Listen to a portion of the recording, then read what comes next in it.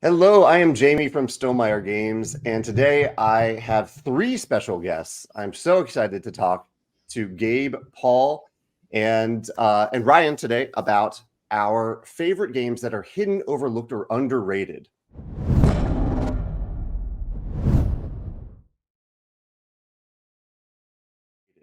And we'll talk a little bit as we go about how we chose these games, why this category came up. Let's do brief introductions really quick before we jump in. And today's order will be Gabe, Paul, and then Ryan. So Gabe, why don't you let us know who you are and why you selected this category? Yeah, thanks, Jamey. Thanks for having me. I'm Gabe. I am a fledgling board game designer. I have one title signed with Skybound, not out yet. And for my day job, I make documentaries. So you may have seen a short doc that I made with New York Times, a series called Almost Famous. And I decided to go sort of, I guess, more on the overlooked or kind of on the underrated side, not hidden, definitely. I went with nostalgic sort of mass market games that we maybe in the hobby don't really think about too much or underestimate. Awesome. So I'm Paul. I run a game podcast called Games Overboard, and I also I've been in the hobby for like 6 years now or so, and just really excited to be here to talk with Jamey again, things like that. And for my list, I got picked because I said like guilty pleasure games, like games that, you know, some people like frown upon in the hobby, but, you know, for whatever reason, we just enjoy, and, you know, just share the love about these games that other people just may not see the good in or overlook in some other way. Awesome. I'm Ryan. I've been gaming for many years now. I did some reviews. I part owned a board game store at one point. Wow. Got a bunch of games, went Kickstarter crazy for a few years. All the games I picked are actually Kickstarter ones that I just feel are really good games that never really got any attention. They're all kind of outside the top 1,000. They got very limited or no retail releases, and these are games that I just try and get to the table whenever I can with new people. Great. And I also did look at the Board Game Geek rankings. Most of my games, I think, are rated 2,000 or lower. And I also tried to not pick games that are all that new, because I figured that there are some games on that list that I know will climb in the rankings and probably reach a lot more people, but they need a little time to reach that.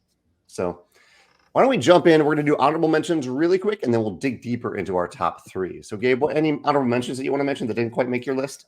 Yeah, I first started thinking about forgotten, I guess, not really forgotten, but overlooked hobby games that are more in our niche here. So a few of those that I decided not to go that route, but Mexica, I don't know if it's Mexica or Mexica. I think it might be Mexica. Abomination and Marrakesh. Okay. What about you, Paul? So for me, I picked I also looked at games that were like outside of the top 1,000 as well. And so the ones I picked were the Rick and Morty deck builder, of all things, mostly because the Cryptozoic deck builders, from what I've told, they let you build like these huge combos that I've never seen in deck builder before. So I put that one in there. The Oatmeal games, I kind of lumped them all into one. They're just great little card games, little filler games. I love them all. And Risk Lord of the Rings edition specifically, because that one has strongholds and leaders that give you boosts to your rolls and give you like something to fight for, which is, you know, a new way to, you know, twist the rules of Risk that I really liked. Nice. Cool. And Ryan? It's a very well done dice placement game that has a unique theme. Tavarua, which is a surfing themed game, and Chaosmos, kind of a find the hidden object type game. Those are all Kickstarters as well. Ryan, I think I missed your first one before Tavarua. What was one right before that? Waggle Dance. Okay, Waggle Dance. Yeah. Great name. I love that name. That's the bee dancing game. Is that right? Great, Ryan. You're freezing a little bit for me. So if am I? everything seems, yeah, but you're okay right now. It comes in Okay. and out. Hopefully it'll work. Yeah. And then I have some honorable mentions, some older ones, like Scotland Yard and Stratego, and then Shipwreck, Arcana, Legacy of Dragonholt, Nirvana, Crave, Twinkle, Starship, Trade on the Tigris, Last Friday, Honga, Time Stories Revolution, the Hadal Project, Flotilla, and Summit. These are all the games that were ranked fairly low on Board Game Geek that I really enjoy and hope more people discover. But not quite my top 3. We're going to jump in there, starting with Gabe. What's your number 3? All right. For my number 3, I picked a game called Penguin Pileup from 1996. Basically, it's a game where you're sort of doing a reverse Jenga. You've got a little pile of penguins, trying to add them onto this sort of funky looking iceberg, which is balanced on top of almost like a pin. So the board itself, every time you place something, is kind of like moving around in a very odd way. Super simple dexterity, placement game, and has one of those just hilarious table presences. But would love to see games like this in the hobby, where strange physical shapes and like things that have to do with touch or balance. Are these photos doing it justice, Gabe? Oh yeah. Okay. At first, I thought it was going to be something like Animal Upon Animal, but this is completely different. I love it. Yeah. Yeah, and if any penguins fall off, while you're doing your placement, they're added back to your sort of little penguin troop. You don't want penguins in this game. You're trying to get rid of all of your penguins. So every time something falls off and during your turn, you add it back to your personal pile. So, yeah. Interesting. I'm glad you brought this up because it's certainly one that I've overlooked and haven't heard of. So, yeah. So that's Penguin Pileup. That's Gabe's number 3. Awesome. This makes me even more excited to hear what you all are talking about today, because I'm guessing there'll be some games that I've never heard of. So, my number 3 is much more well-known. I'm going to go from most well-known to least well-known. Hopefully, that's how my list is going to go. So mine is Whitehall Mystery. It's the smaller child of Whitehall, or Letters from Whitechapel, and it's just such a streamlined game, and it's such a great game of cat and mouse.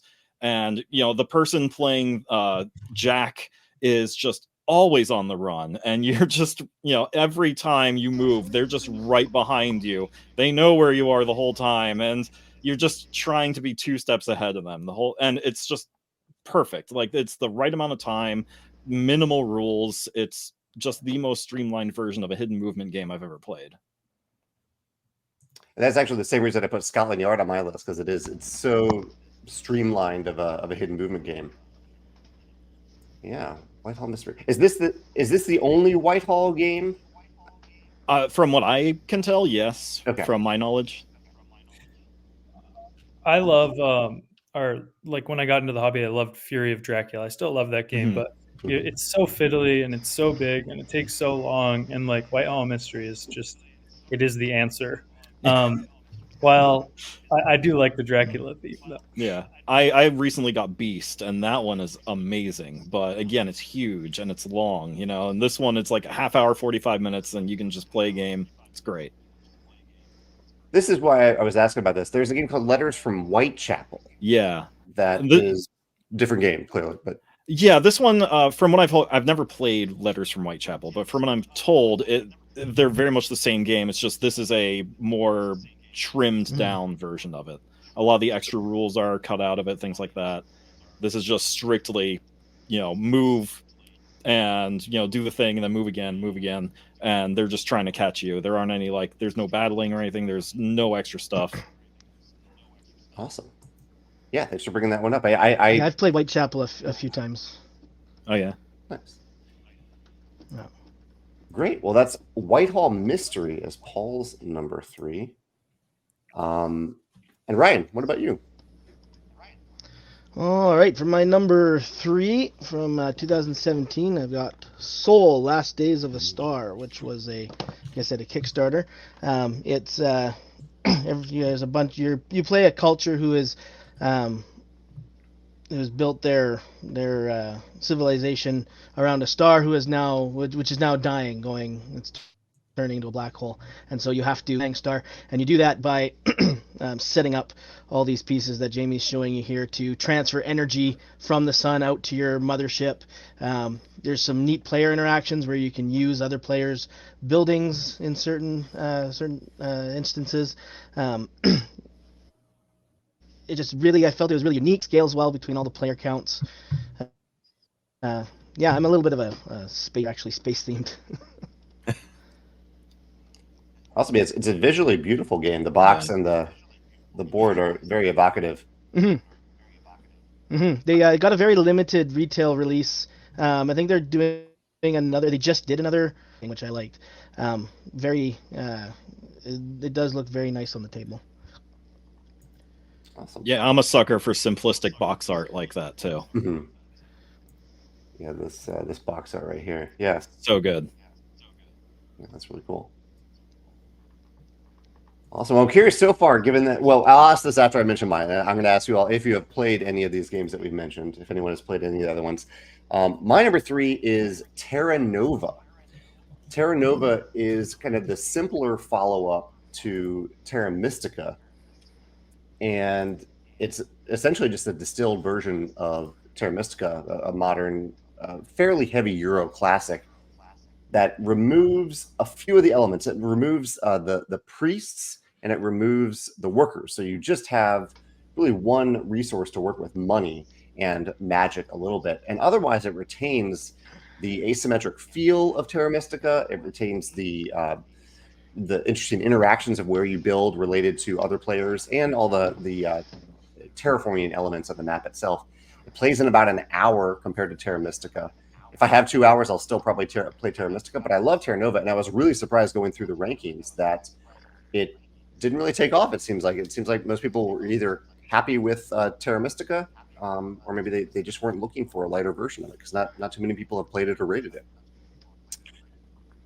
So does it maintain the economy system where it's been a while since I played Terra Mystica, but I remember there being sort of like a build up or almost a queue of your money, your resources don't turn into resources for a while? And Terra Mystica, that might be Terraforming Mars that you're thinking of, maybe?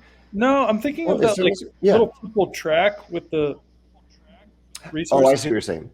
Yeah, so the income that you're gaining, yes, it is a little bit more you could kind of see it here on this mat, how you're just gaining money. The income doesn't really ramp up very much like it did in Terra Mystica.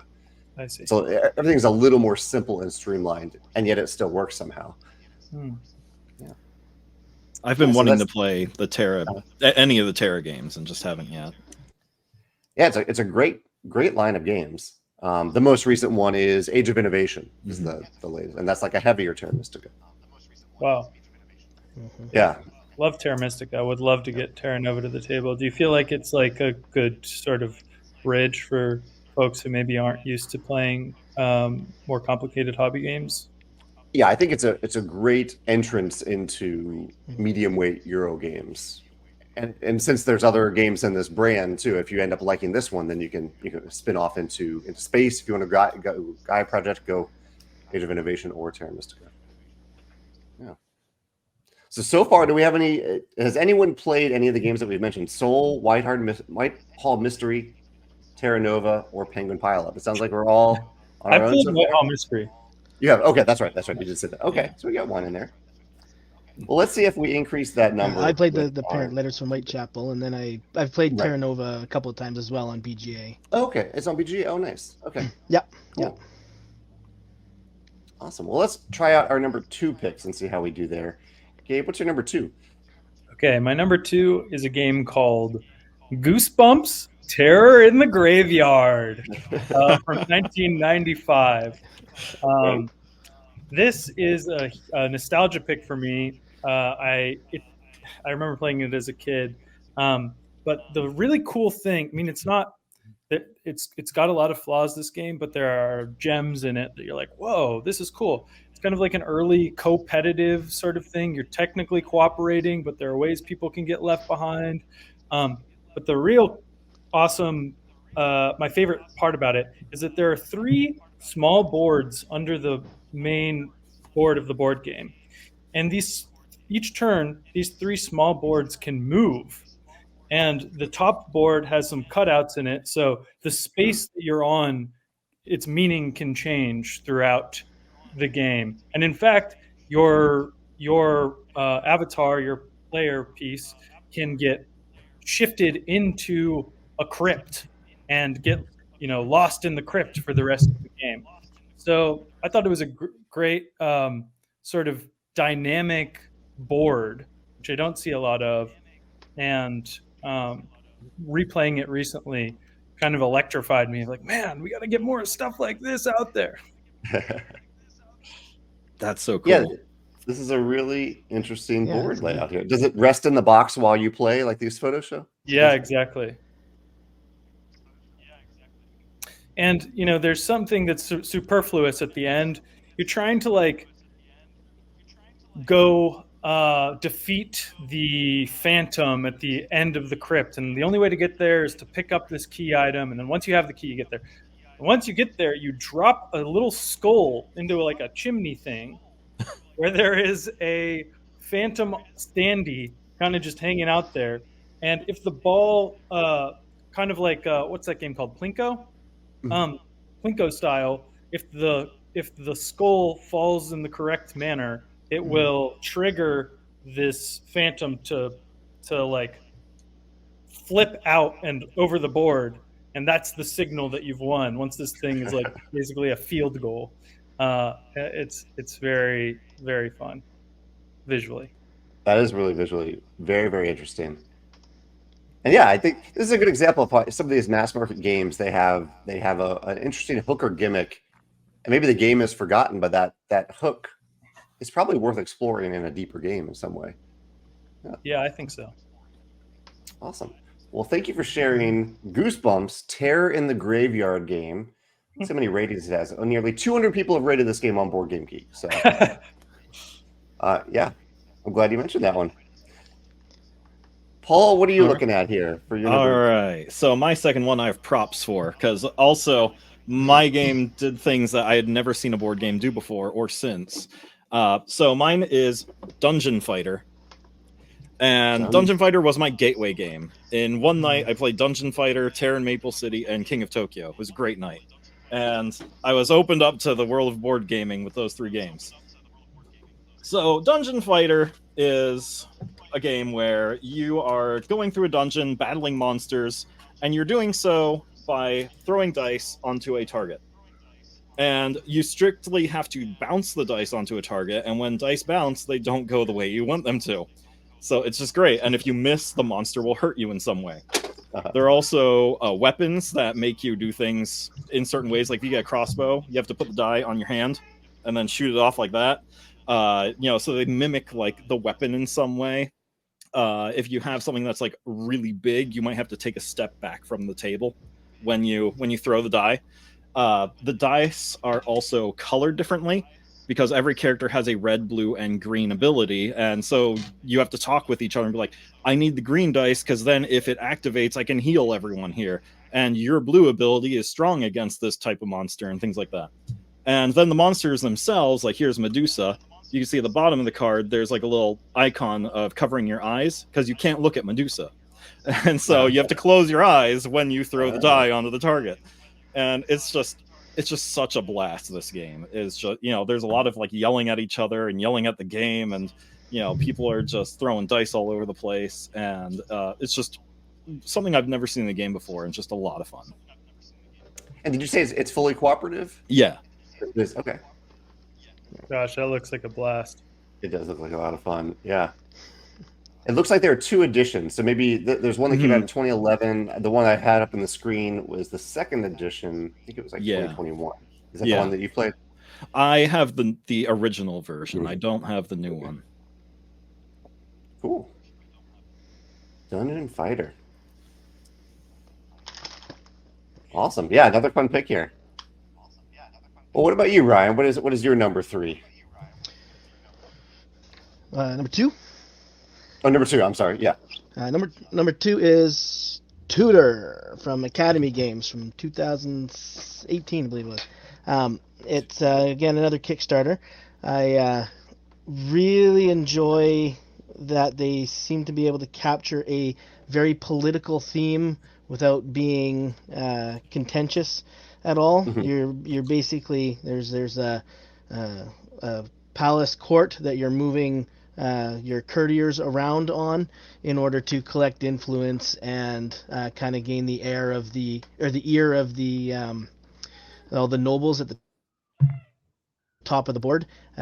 These tiles that give you different abilities or different points in certain ways at the end of the games. The end game scoring is different every single time based on which end game scoring card you select and which card you select that lets you it tells you how to use the different tiles in each game. And then the other part of the game that you see in this picture here is where the tables are. That's where you send the theme of it is to talk and discuss the matters of the state, and these are where you take your actions. And one of the things I really like about it is you'll get to take an action for every meeple you have over there, but only if there is a lord in the room, and those are those rounded, taller meeples. And so it doesn't even have to be your lord as long as there's a lord in the room. So it gets really interesting when you're deciding, am I going to put a lord in that room so I can take my one action, or do I put it somewhere else so that somebody who has 2 or 3 meeples in there doesn't get to take any actions? Very political without having to discuss any political topics or having any kind of contentious theme. And you have rings that you can put on fingers, it looks like. So yeah, when you go on, it's a little bit of a gimmick, but when you get up to the top of one of those rows, you earn the ear of one of those nobles, which gives you a ring of your choice. There's 7 different colors, I think, and so the placement of the rings, I don't know if you can find a picture of the back of the board, but the placement of the rings on certain fingers augments the actions on the tables. So if I've got a ring on my pinky and my thumb, then my A and E actions are augmented. Okay. That's cool. I'm not seeing the back of the hand here, but yeah, I understand what you're saying. Lose a ring, and so you can. Yeah, it's themed very, very well all throughout.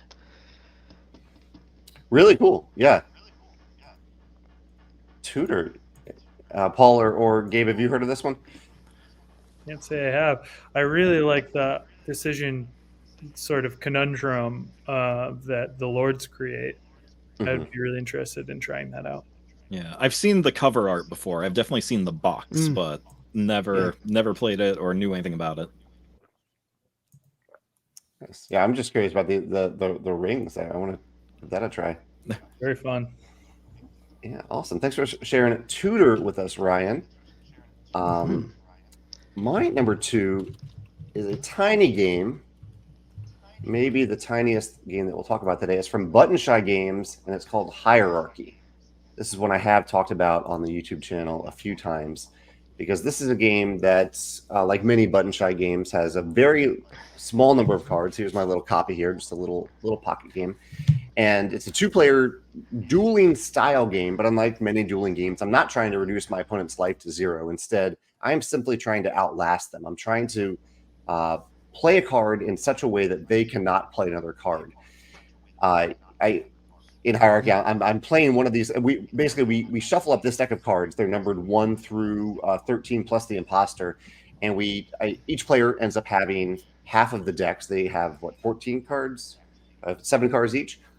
And I know exactly what the opponent has. They know exactly what I have, because the front and back of the card is the same exact art, just a different color. So I'll have like the purple cards, and you'll have the other side of the cards. And all I'm trying to do is play a card into this line of cards in such a way that you can't follow it with another card. And generally, you need to follow up with a higher card. So if I play like the 10 here, generally it needs to be followed up with a higher card. But certain cards say have an exception to that rule. And it's just a really easy to set up, fast playing, dueling style game. Each card has its own special ability. I've had a blast every time I play it. And it is, I think in the Button Shy line, they release so many games that I think some of the great ones like this often get lost to the sands of time rather quickly because they release another game the next month and another game after that. But yeah, Hierarchy I think is worth rediscovering if you enjoy 2-player games. That's interesting. So you know the whole time what numbers the other person has in their hand? It's a perfect information game, yeah. The setup is variable. I'll get a random hand of cards and you'll get a random hand, but I can see what you have and you can see exactly what I have. Yeah. Huh. Yeah. So yeah, that is Hierarchy as my number 2. All right, let's get to our number 1 picks for hidden, overlooked, and forgotten games. Gabe, what is your number 1? All right, here's one that I think we'll all have heard of. Okay. This is from 1988. Scattergories. Ah, Oh, cool. So it's not it's not hidden. You can go to Target and pick it up now if you want, I'm sure. But it is, I think, underrated. I don't know of a game that did the creating a unique answer, like a party game like that, before Scattergories. And that, for my money, paves the path for Just One, and so Clover, and games that we're currently celebrating in the hobby, into Crypto, Codenames even. And I think it's really clever, like production-wise, a 20-sided die with letters on it, like that's just fun. It's fun to roll that and see what letter you're going to get. So, yeah, my number 1 pick for hidden games is Scattergories. no, I love this pick. And this is, we've randomly pulled this game off the shelf. I just played this a lot growing up. You played, yeah? Same.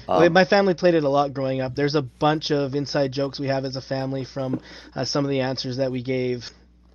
Yeah, I think that's a big part of the fun of it too, is like the argument afterwards. If you're trying to get, if your group is creative and it's like, what, you put down island for things that have spots? And they're like, yeah, island is a spot or whatever. You kind of create these great moments of sharing wild opinions and testing your ability to craft a debate.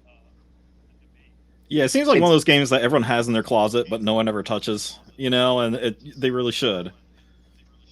It is a very funny game for the reasons that Gabe mentioned there. And just like there are times where you should be able to create a list of, 5 or 10 things, but you list like one and then you're blank and you can't, and you're like, why? I know what the words for foods are, but I can't think of anything. Yeah, and then somebody else shares theirs, and you're like, how did I not think of apple? Right. It was so obvious. Right. This is a great pick. Yeah, I'm glad you mentioned this one. Scattergories, great pick at number 1. Paul, what is your number 1? My number 1 game is if I'm ever going anywhere, this game comes with me. It's my favorite party game. It's called Snake Oil. Yeah. So everyone talks about like a lot of different party games, but Snake Oil I hear never really gets mentioned. And Snake Oil is just like simple and genius, and it's amazing. Where it takes the typical formula of one person's the judge and everyone else plays cards, but this flips it on its head and forces you to be more creative about it. Where instead of Apples to Apples or Cards Against Humanity, where you have one card and like there's one card that is always the perfect answer for the judge's card and things like that. Here you have the judge as a customer, and the back of the box does it perfectly. Customer is a caveman, and so you have to find 2 cards in your hand that make the perfect item or product that the caveman would want to buy, and you have to pitch it to them. And so every time you I just grabbed 2 random cards out of the box right now, and I got anger and slipper. So I'm like, you need the anger slipper. You know why? and so then you have to pitch it. And then, you know, the next person comes up and they pitch something to the caveman too. The back of the box has like beard brush or stone paint and things like that. And, you know, you just have to like give a 30-minute spiel or 30-second spiel of why they should pick your product and why yours is the best one. And then you just go around the table and, oh man, you can get as like extremely funny with this game just with the cards that you play. There's a version of this game, or not, maybe not a version of this game, but there's a game about pitching a job to someone that I think is somewhat similar to this. Fun Employed. Fun Employed, yes. Yeah, I haven't played that one, but I want to. It has a very similar feel to that, where like the most fun version of that game is flipping 2 random cards and pitching yourself as an employee instead of selling an item to someone. But very similar feeling, and it is very, very funny as well.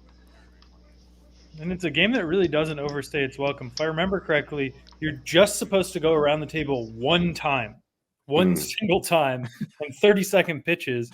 And it's like conducive to that type of game where right after you finish, everybody's like, do we really want this to be over? Should we just run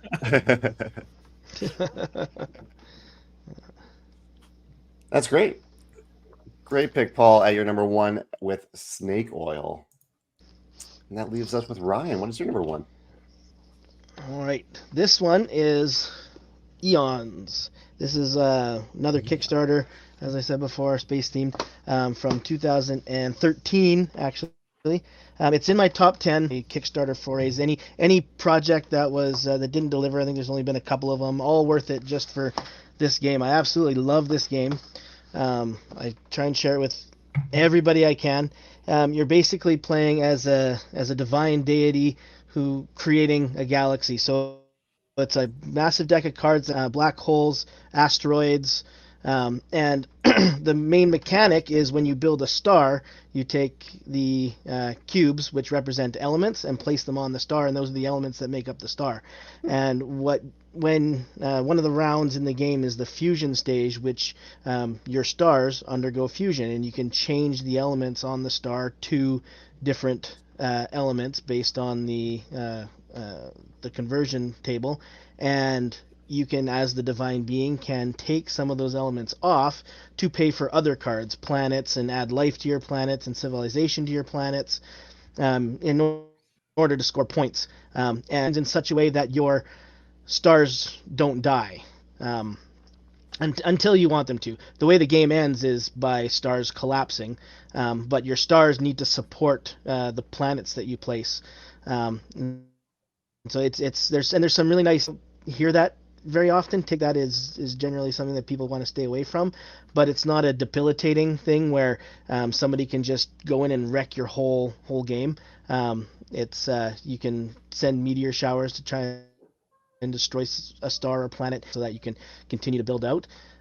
It's a load of fun every time you play. You get to organize your galaxy just on the table when you look at what you've created with the cards and how you've organized it, which planets are surrounding which stars. They all have fun names too. They've all there's one of those Kickstarter things, name a star, name a planet, that kind of thing. It's super fun.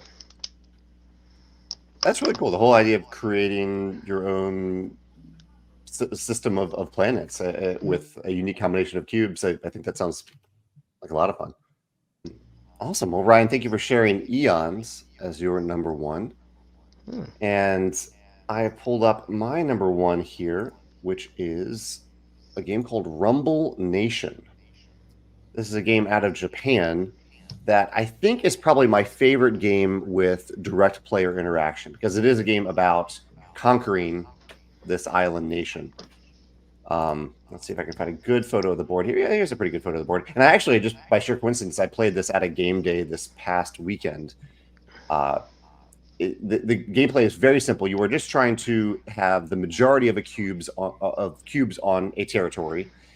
And the value of that territory is equal to the number on that territory. So at the beginning of the game, you randomly set up numbers 2 through 12, these little tiles on each of the territories. Here's a nice picture here. So you can see this territory is worth 9 points if you are the one to have more cubes there.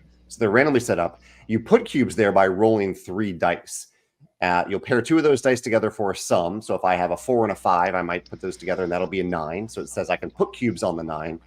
And then the other die determines how many cubes I put down, either 1, 2, or 3.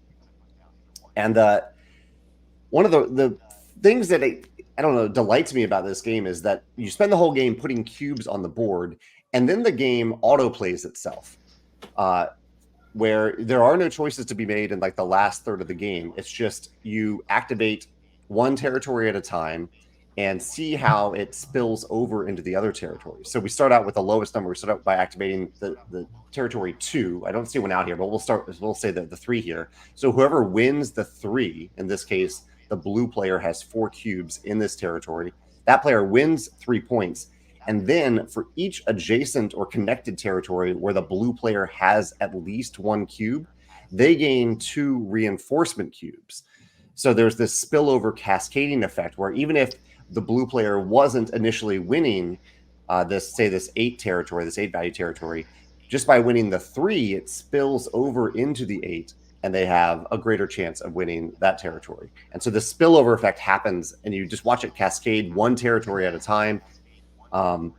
It's just a really, really satisfying game with, I guess it has direct player interaction, but it doesn't really feel like I'm fighting the other players. We're just fighting for area control. Have any of you heard of this Rumble Nation game? I love this avalanche potential here where you can go for the 2. This. Yeah. Avalanche is a good way of putting it. Yeah. Unfortunately, I think it's pretty hard to get because it is a game that is from Japan. You can order it on Amazon.jp, I think. But fortunately, I have heard that I think there was a U.S. publisher coming out with a U.S. edition of it or an English version of the game. So it should be more widely available at some point. Cool. Yeah. So that's Rumble Nation as my top pick. I just had a buddy go to Japan. If we would have done this last week, I could have gotten to pick up a copy. Oh, no. Jamey, do you find when you play it that most people go for the smaller territory numbers and just because of the idea of that cascade? It is certainly nice when you can get those lower territories. It does depend on how they're set up. Like the 3 or the 2 could be fairly isolated and they don't connect to that many territories.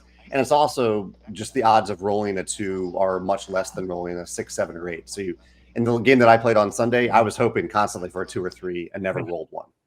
You are allowed, when you roll the 3 dice, you're allowed 1 re-roll. And so there's a little bit of agency there, but you are relying a little bit on the luck of the dice as well. By 1 re-roll, you mean re-rolling all 3, or you can re-roll 1 die? You have to roll all 3. Yeah. This is cool. I'll keep my eye out for this one. Yeah. So we have a few minutes left. I'm curious if any of you, as we've been talking about these games, do you have any thoughts about why some of these games are lesser known or remain hidden? I mean, for Scattergories, one thing I just wanted to mention is that it's a game that has an uncredited designer. So, and the games that I'm talking about, I think, come from a part of the industry in an era where designers had less of a voice, and so it felt a little bit more not like no personal touch. Yeah. Yeah, I also think just with the vast amount of games that come out too, they just get lost in the shuffle. Especially snake oil and party games, the big ones are the ones that everyone knows about, and then the rest just kind of disappear, get buried underneath them. Yeah, I think that especially speaks to the ones that I picked being Kickstarter games from companies that were kind of using Kickstarter for what it's meant to be used for. They didn't get a lot, like I said, retail release, didn't get a lot of exposure except through Kickstarter. So I feel kind of bad for sharing these games because they're really hard to get. But I think that is one of the tricky things about Kickstarter, that even if there's a lot of excitement during the project, by the time it actually is shipped to backers,